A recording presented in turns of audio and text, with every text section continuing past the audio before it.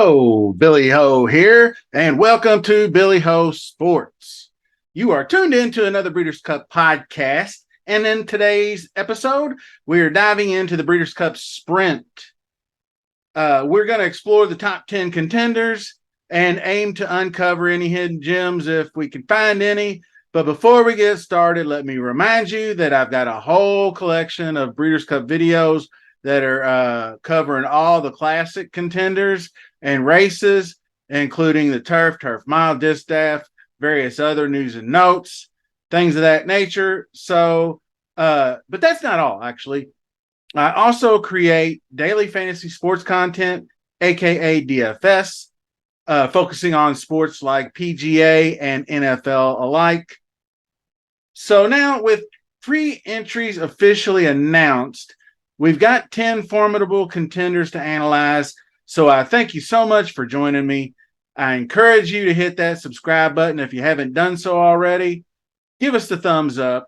Don't forget to leave a comment, and let's jump into the action.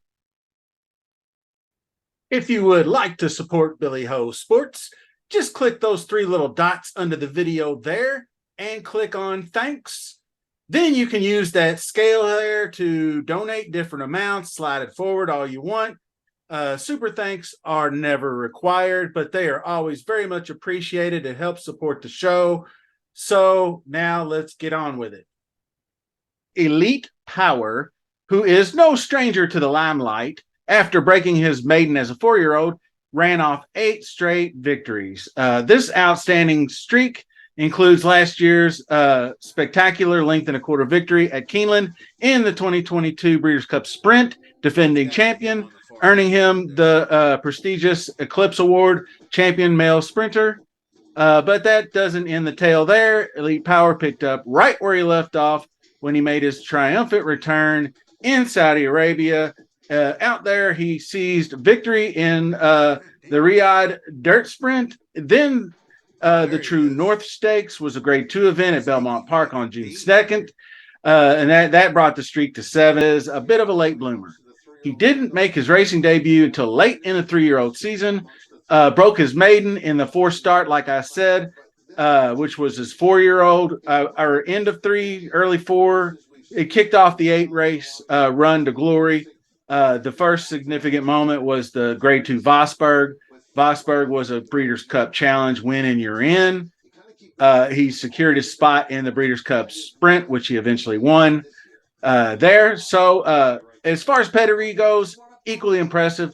Offspring of the 2017 Classic winner, Hall of Famer Curlin. And the mare is Broadway's Alibi champion herself. So Elite Power, proudly trained by Hall of Fame trainer Bill Mott, was bred right here in Kentucky by Alpha Delta Stables. Elite Power ability to stalk the pace and close with outstanding speed. I think it's going to be a good race for him. It'll be a fine fit. I'm still waffling on the front end speed.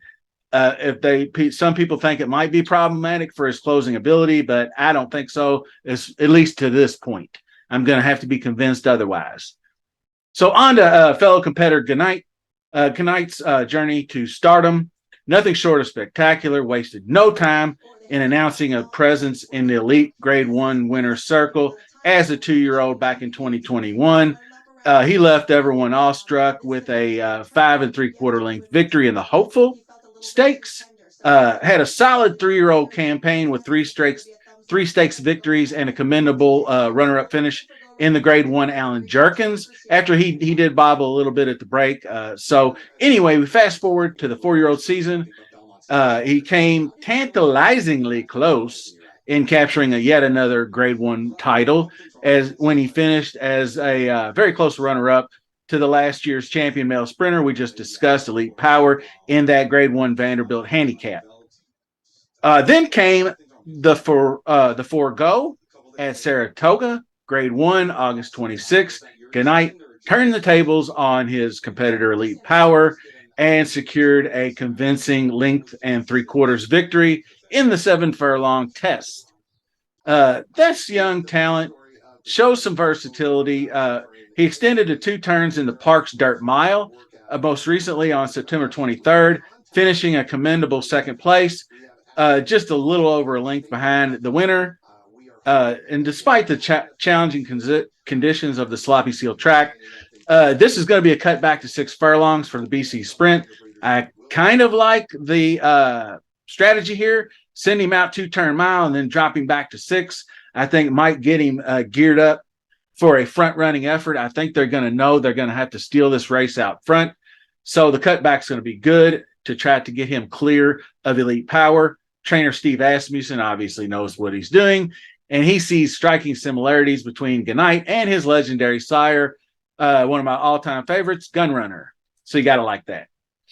Next up, Chosen Vron, very remarkable racehorse in his own right. Final Saturday in July marked a day filled with milestones. Thrilling finish. He sees the win, and you're in Bing Crosby at Del Mar, and that gave him the Grade 1 title, put him in the sprint, but it also crossed the $1 million market earnings. So triumphant moment. His Breeders' Cup spot is secured, but he was not nominated. So it's going to cost $100,000 to supplement him. So anyway, turning for home, you can see Hector Barrios took advantage of a perfect opening, 2 wide into the stretch, gained the brief lead, and I really, really did appreciate the fight back in this Bing Crosby here. So that and a West Coast type of horse has lots of experience at Santa Anita. Speaking of Santa Anita, it does hold a special place in the heart of this 5-year-old gelding, as it is home track, 9 wins in 10 starts. Overall record is nothing short of impressive. 13 victories, 17 career starts. Southern California-based trainer and co-owner Eric Kruliak expressed his intentions right after the Bing Crosby, saying, "We're definitely going to supplement, especially since it's Santa Anita." So what do you get when you cross the granddaughter of 2 times Breeders' Cup Classic winner Tisnow? I think the only one to win it back-to-back, and leading California sire Vronsky. You get a racehorse known as the Chosen Vron. His potential shown right from the beginning of his career when he made his debut late in his 2-year-old season as the favorite, competing against 9 California-bred rivals, commanding 6+ lengths. 5-year-old gelding hasn't lost a race at his home track in 32 months.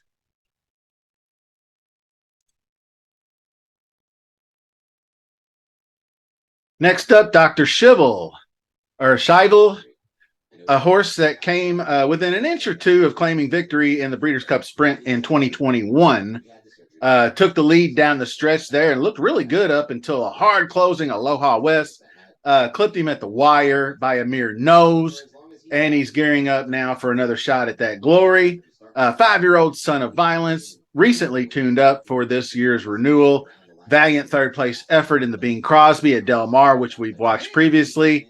It is worth noting that he had won this very race in 2021 as well, and as the favorite in only his 3rd start of the year, he finished just ahead behind the Chosen Vron and Anarchist in a 3-horse photo finish. So prior to the Bing Crosby, Dr. Shivel had placed 5th in the Hill and Dale Met Mile in Belmont, following the same schedule that brought him success in the 2021 season. He had a 2-month hiatus before returning September 30th, and on that day, he claimed victory once again, 6 furlongs at Santa Anita Sprint Championship. While he had been a commanding wire-to-wire winner in 2021, the 2023 edition, he did have to dig deeper, but he ultimately prevailed by a head, dueling it out with fellow competitor Speedboat Beach. So in his only other start this year, he did secure a win in a Santa Anita allowance race. So that marked a return after 14 months on the sidelines. 3rd place in the Dubai Golden Shaheen in the spring of 2022. That was his only race as a 4-year-old. So crossing the $1 million in earnings threshold, Dr. Shivel's journey is one of resilience, perseverance. He was overlooked as a yearling. He went unsold after the final bid of $37,000, And so rough, but he actually has paid back his investors tenfold, I would say. So next up, we got the white-haired wonder, Bob Baffert. That horse is named Speedboat Beach. Back in 2021, nothing particularly remarkable about him. He exited the stage with a final bid of just $12,000. However, you fast forward at 5 months, Speedboat Beach showed off an astonishing, I believe, a sub 10-second 1 furlong run.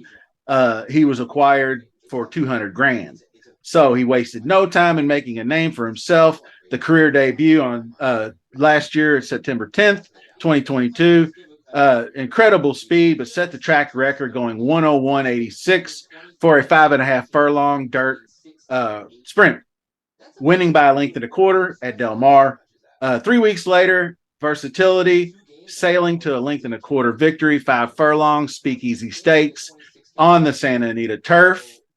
So a journey then took him to Keeneland for the Breeders' Cup Juvenile Turf Sprint, and he finished 9th of 12th, trailing by 10.5. So tough sledding for the youngster there. The sire of this remarkable horse is none other than Bayern, the winner of the 2014 BC Classic. Speedboat Beach proved he had more to offer, clinching victory, Cecil B. DeMille Stakes at Del Mar. He demonstrated a different dimension to the racing style, battling for the lead throughout the 1 mile grass tests, and ultimately edged clear by half length to close his season. So 10-month break from racing, the Bob Baffert trained Speedboat Beach made his return on September 30th in the Santa Anita Sprint Championships, thrilling contest where he finished just ahead behind Dr. Shivel, setting the stage for an exciting chapter coming forward in this racing career. The 3-year-old to me is a bit of a wild card, but I've learned not to doubt Bob Baffert. He's got him on the dirt sprinting. He switched him over to turf where he won. Now he's coming back over. So Speedboat Beach, I think, will be ready to run a big race and could upset the apple cart. I'd like to thank everybody for joining me today. Appreciate all the support going forward. We're really going to nail down these Breeder Cup races as we approach and hopefully have some really good betting strategy videos come the week of. So stay tuned, notification bell, be on the lookout for more content. Thanks for watching. See you soon.